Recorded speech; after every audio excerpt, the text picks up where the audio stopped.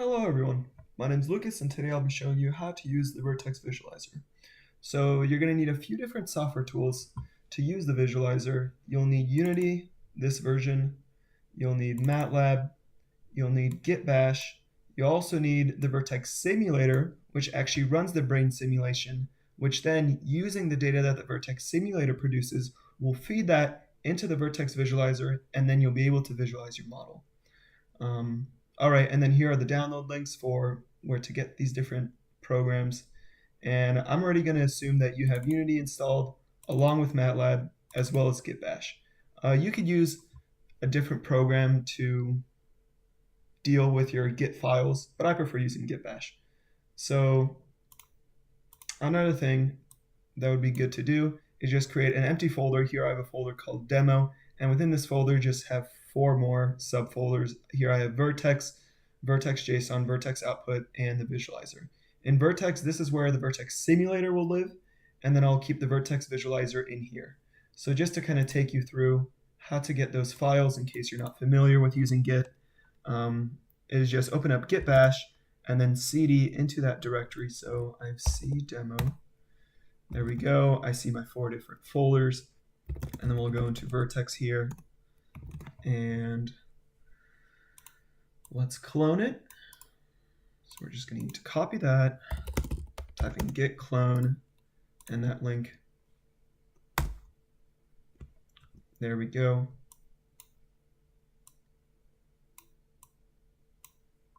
So we'll be cloning that. We can also open up another Git Bash window, cd into our demo directory, go to visualizer, and now we see that this folder is empty. So then we're going to clone the visualizer project. Again, let's just git clone. All right.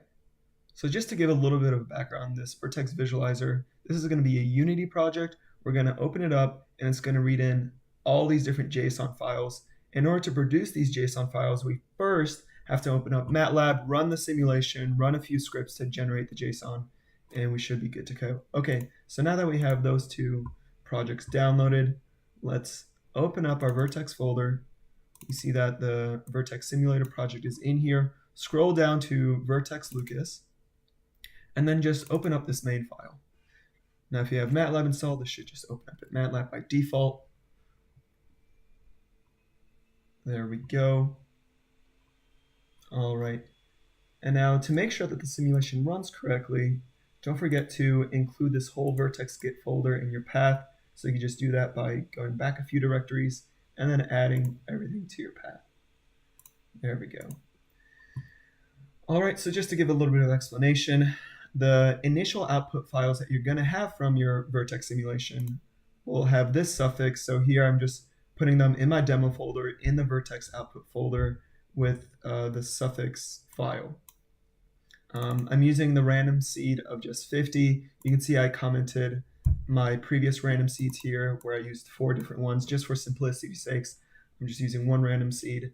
To that, then I'll feed into the simulation. And then this neuron ID set, this, you just want a 2-element vector like here, where the first element signifies from which neuron to which neuron you want to keep track of the synaptic weights for. So meaning if my simulation has, I don't know, let's say 800 neurons, I just want to keep track of the synaptic weights from neuron 1 to 100. Now you can have all your neurons in here. I could put 1 and then change this to 800. But remember, if you're calculating synaptic weights for each time step, that's going to be a huge matrix. Those are going to be really big files. And to load that into Unity and visualize it, it takes a lot of RAM. So, just visualize the neurons you need. If you have a very, very powerful machine, then that's fine. You can include all your neurons. Here I'm just having neurons 1 through 100. And then this for loop, it goes through all my random seeds. In this case, again, I just have the 1, and it creates this file name. And then generate values. This is just a function call to my actual simulation. Let me just go through the different parameters. So it'll run 2 simulations for each random seed. The first simulation will have stimulation enabled, and I also pass in, okay, what are my neuron IDs that I want to track, my neuron ID range, the random seed, and just the file name. Now, to learn more about how the simulation works, what all these different parameters mean, just go to vertexsimulator.org. They have a lot of tutorials there. So since they have tutorials there, I'm not going to go through and explain all that. I'll just explain everything relevant to the Vertex Visualizer. So this sets up the simulation. And let's just scroll down. I have all these different parameters. And then here, this run simulation, this will actually run the simulation. And then we have the results of the simulation stored in this results object. And we have all the different connections of which presynaptic neuron is connected to which presynaptic neuron is connected to how many postsynaptic neurons. It basically has a mapping from one neuron to all its postsynaptic neurons, just so you know how they're connected. And so these two objects are going to be very relevant in using the Vertex Visualizer. These two objects is what the visualizer needs in order to be able to come up with this 3D model. And you can see that we're going to actually be saving these two objects. We're going to be saving results, and we're also going to be saving connections in these Matlab files that are based off of the file name that we pass into this function. All right, so let's go over here and just run main.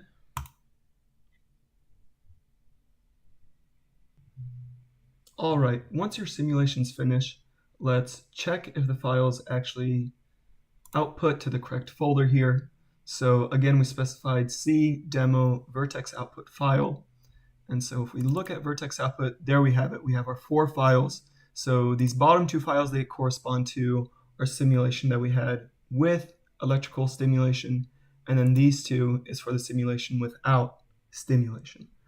And again, this will be the results object, and this will be the connections object for that specific simulation. So the next thing you'll want to do is actually navigate to these files in Matlab. So again, we have demo vertex. Let's give me 1 second here. All right, so let's go up 1 directory. Let's go to our vertex output, and then I'm just going to load these different files in. So if you just double click on them, they'll load in. We see a results object just loaded in. And then we'll double click on this, and we see a connections object just loaded in. So these 2 objects here are crucial.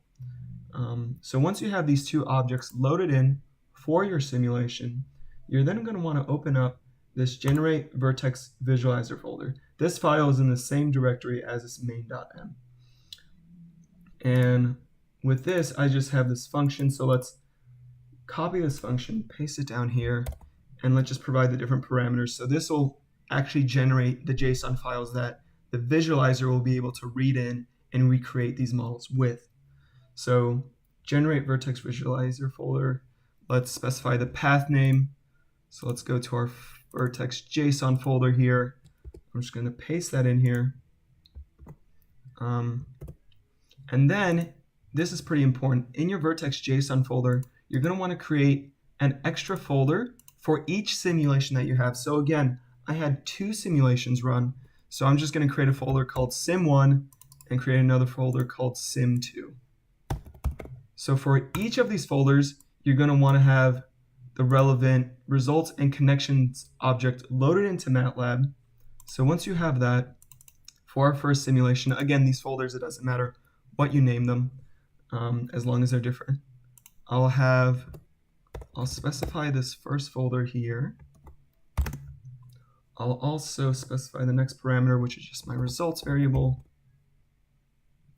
And then we'll specify the connections here. All right, and there we go. So now you can see that this folder is being populated with all the relevant JSON files to our simulation. This LFP file contains all the local field potentials. And this params is just the tissue slice size, the X, Y, and Z position, the neuron density, the neuron count, everything like that. The spikes actually has all the data just signifying which neurons are spiking at which times. And the weights are just the different synaptic weights as the simulation goes on. You should only see 100 of these weights file, and then you also should just see 100 of the connections files. So we'll just wait for that to populate. Okay, so once all the files have been generated for one simulation, now let's generate all of them for the other simulation. So you can see all the weights files have been generated for 100 neurons, and then also all the connection files. All right, so let's go back to our other folder here. We see that it's empty. So before we generate the JSON files here, remember we're going to have to load in the objects for the other simulation. So I'm just going to delete these variables from the old simulation. You don't have to do this, but this just clears up space. You can load them in as different variable names, however you prefer. Okay, so let's have, our two objects here. So I load in our results. We should see it's right there, and then load up our connections for our other simulation. All right, and then if you just press up, you'll see, okay, we have this function again, and all you have to do is just change this folder name here, press enter, and let those files generate. So we see those generating. All right, so now that we have all the JSON files loaded for our second simulation, we can open up the Vertex Visualizer and start loading these things in. So again, just want to reiterate, we have our demo folder here, and within Vertex JSON, we have all the JSON files for our first simulation that was with electric stimulation, and then our second simulation that was without. All right, let's open up Unity here. And I'm actually going to close Matlab since we don't need it anymore. Close this. And you can see I already added this Vertex Visualizer project here. All you need to do is just click Add, and then in our demo folder, go into Visualizer, Vertex Visualizer, and again, Vertex Visualizer, click here, select folder, and it should load up the Unity project.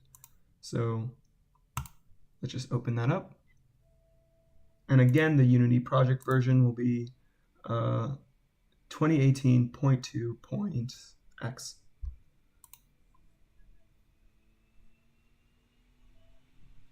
All right, so now we have Unity open. So when you open this project in Unity, you'll see in scenes, you'll have a main scene and a start menu scene. Make sure, double click on start menu to make sure it's open. And now what you're going to want to do is just click this play button, and now it will ask you to select the data folder. So again, we go to our demo folder here, and we're going to select Vertex JSON, and then hit select folder. Now you're not going to want to go into Vertex JSON and select the folders for the simulation. The way the Vertex Visualizer works is it will actually look at how many folders are in Vertex JSON and create that many 3D models within Unity to start the simulation. So theoretically, you can run it for however many models you want. Here, we're just running it for 2. And then remember, since it does have to create objects for every single neuron in the model, it's going to take up quite a bit of RAM. My machine has 16 gigs of RAM, and it's hard for it to simulate, let's say, over 10,000 neurons. For my machine, probably wouldn't want to simulate more than 10,000. Okay, so we select Vertex JSON, select folder, and now it might appear that Unity is frozen. If I try moving it around, if I try interacting, it doesn't respond. This is because, again, it's loading in all the data. I tried creating a loading screen, but something didn't pan out, so kind of a good indicator that it's actually loading in the correct data is that Unity becomes unresponsive. You can also take a look at the task manager here, and you'll see that Unity is taking up more and more RAM. So again, this is just it loading in all the objects, loading in and creating the objects based off of those JSON files that we have. So we'll just wait. This will take anywhere from 5 to 20, 25 minutes, depending on how strong your machine is. So we'll just hold on for now.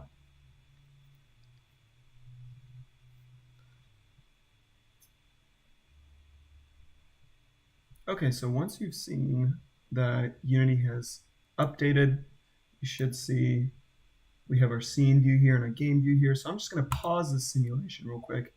Now you'll see these big tissue slices. So let's just look at the scene view for now. You'll see these big tissue slices. So this was what was actually simulated in Vertex, and now we've exported it to Unity. If I zoom out a little bit more, then we can see that these are going to be the two tissue slices. So let me go through what we're exactly looking at here. So if we're just looking at one tissue slice here, let me maximize this a little bit. There we go. All right, so if we're just looking at one tissue slice, we have 6 groups of neurons here. We see that in layer 1, we have these two different groups. The first group is just signified by these blue spheres, and the second group has these purple spheres. Now these spheres are just the locations of the somas, because if I were actually to model the full neurons, then that would look quite messy, and so I just kept it as the simplistic view of just showing exactly where the soma is. And so that's what the neurons look like, is just a representation of where their soma is by these small spheres. And so then our third group of neurons is just going to be this green color, our fourth, this blue, and then our fifth, these yellow ones down here, and our sixth, these red ones down here. Now these red squares, what they represent is the local field potential at that location within the tissue. So if we just rotate this tissue model a little bit, we see that those recording electrodes are just right in the middle of our tissue layer.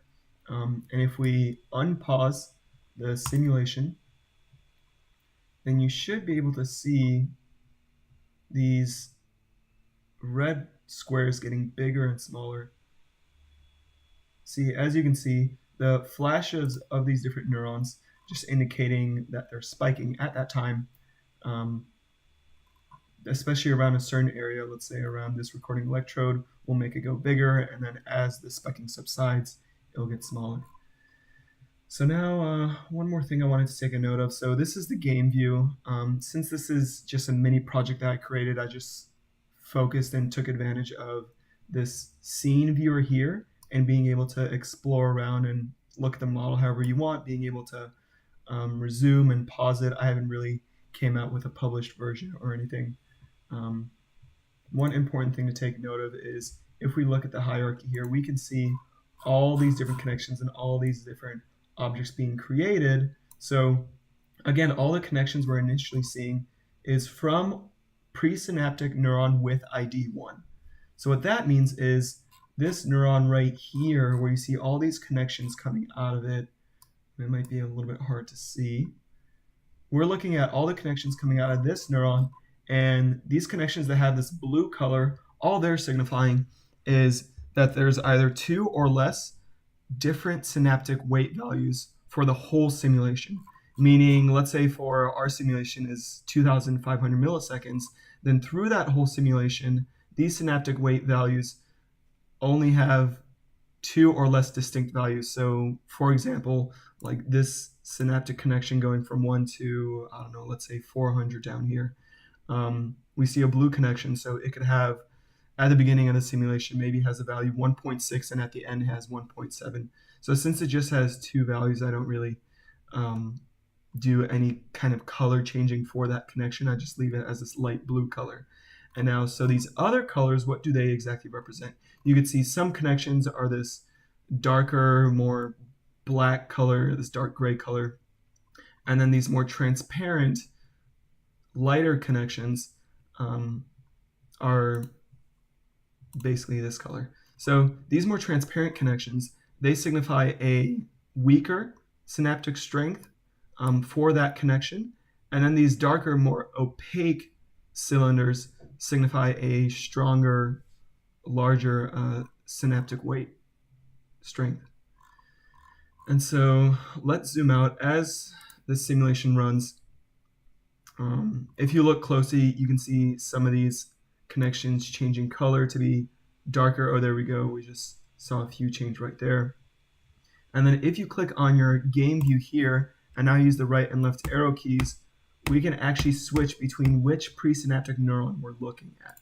So as I press the right arrow key, it'll change from presynaptic neuron 1 to 2 to 3 to 4 to 5 and so on and so forth, all the way till it gets to 100, because again, that's what I specified when I was generating this simulation as my presynaptic neurons that I want to record. Once it gets to 100 and you keep pressing right arrow key, it'll just cycle back to 1. And so it's the same thing but reversed if you press the left arrow key, is you're just going to decrement that presynaptic neuron ID number and which connections you're looking at. So again, I just want to pause this real quick. Now, one small bug that I have is that unfortunately you can't see the time in this game view, because it would be nice to see, okay, exactly at what point in the simulation I'm looking at, what's the time value. So you can actually go to the canvas in this main scene and just drag that time value up a little bit. Oh, sorry, you're gonna have to resume the simulation and then just drag it up, and then you'll see that the time value is just there. And you'll be able to see that, okay, currently the simulation is 850 milliseconds in. So again, we can zoom out, take a look at our two different tissue blocks. I believe I have the simulation, or sorry, the stimulation at 1000 milliseconds, or it's 1500.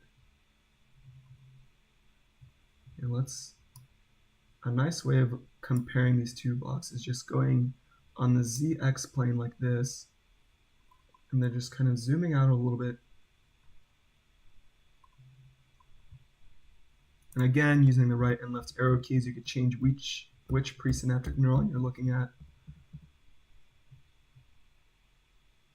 Okay, so around 1000, we should be seeing a huge spike train, especially in our first tissue block that has the stimulation.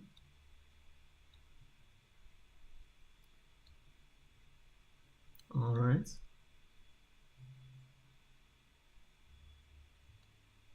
And there we go. We see all these spikes happening in the first one versus not so many spikes in the second one. So then that's when our stimulation happens. And we also see the recording electrodes getting much bigger in the first one.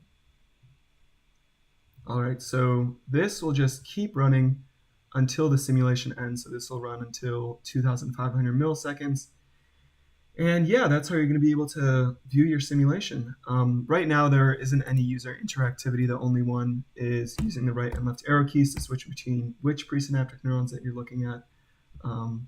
But yeah, that'll be it. So thank you very much, and I hope you try it out.